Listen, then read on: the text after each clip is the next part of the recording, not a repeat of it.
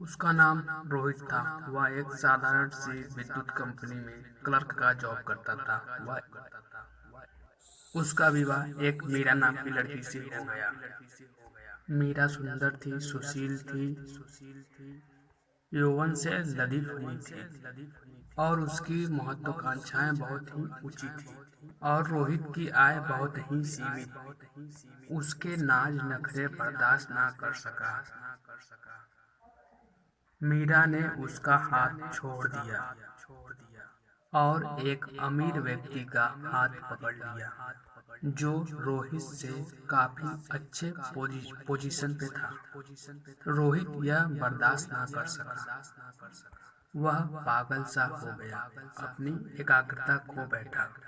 अब वे कोई भी काम ठीक से नहीं करता था और ना ही ठीक से सोच पाता था। वह अपने नौकरी में बहुत सी गलतियां करने लगा।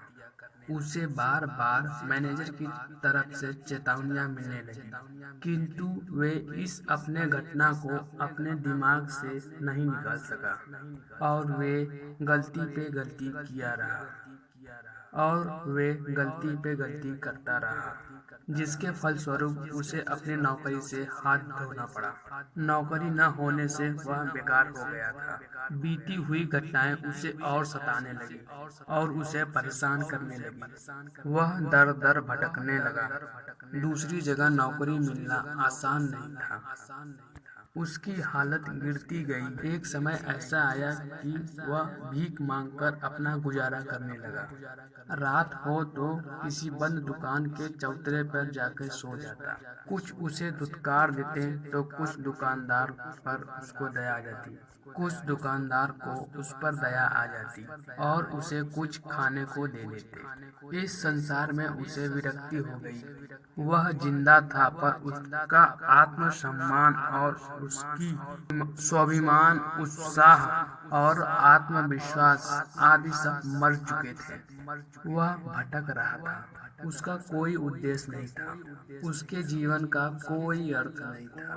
एक दोपहर एक दरवाजे पर खड़ी महिला से रोटी के लिए गिड़गिड़ाने लगा।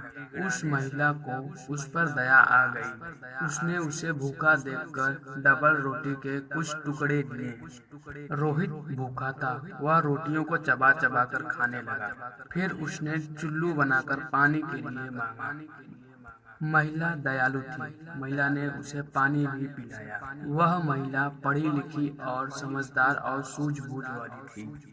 रोहित का चेहरा देखकर समझ लिया यह भिखारी नहीं है। उसकी प्रवृत्ति भिखारियों जैसी नहीं है। केवल उसका उत्साह मर गया है। वह केवल अपना आत्मविश्वास खो बैठा है। वह उससे यूं ही पूछ बैठी, पढ़ना लिखना जानते हो?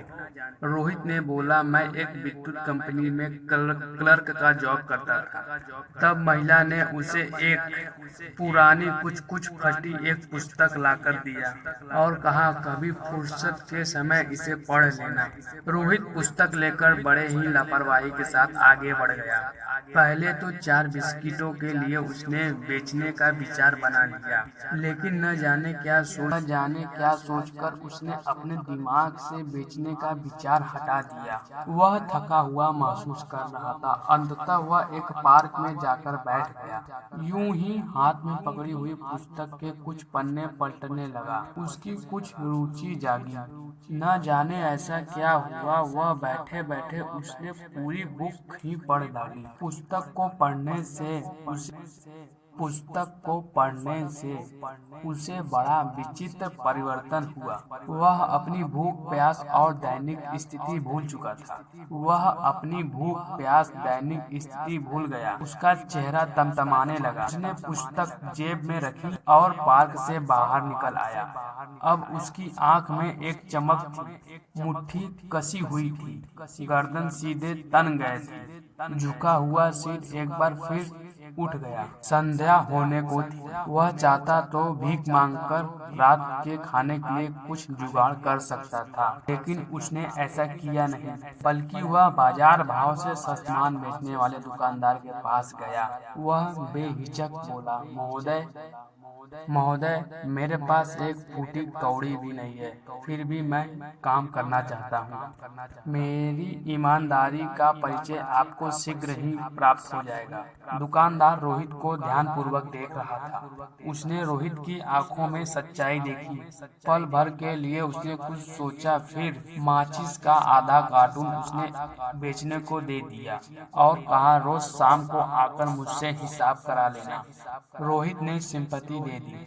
वह माचिस का कार्टून लेकर वहां से चला गया और सड़कों पर माचिस बेचने लगा। दूसरे दिन वह एक अखबार विक्रेता के पास गया और उसे भी कहा, मैं अखबार बेचना चाहता हूँ, आप मेरी सहायता करेंगे? उसने वहां से अखबार प्राप्त किए। पूरी लगन, ईमानदारी और मेहनत से सड़कों पर अखबार और माचिस बेचने लगा और उसने भीख मांगना पूरी तरीके से बंद कर दिया।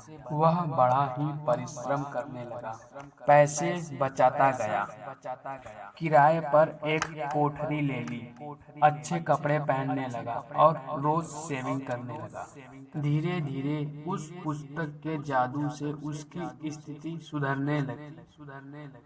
थोड़े ही समय में उसने बिजली की उपकरण बनाने वाली एक छोटी सी दुकान खोल ली। 2 साल बाद उसने विद्युत उत्पन्न करने वाला एक छोटा सा कारखाना खोला। धीरे धीरे वह कारखाने को विस्तार करता गया। उसने विवाह किया, एक नए घर में अच्छे मकान में सुकून पूर्वक रहने लगा।